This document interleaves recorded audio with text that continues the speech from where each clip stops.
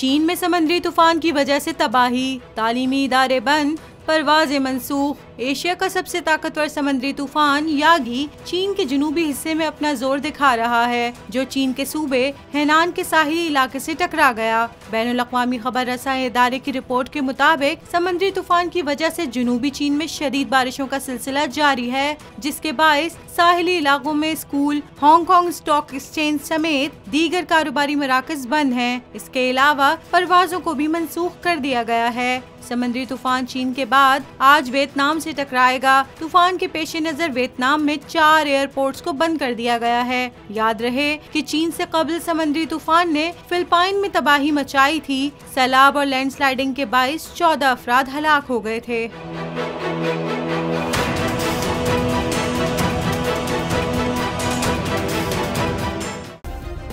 Subscribe करें और bell दबाएं ताकि कोई खबर रह न जाए।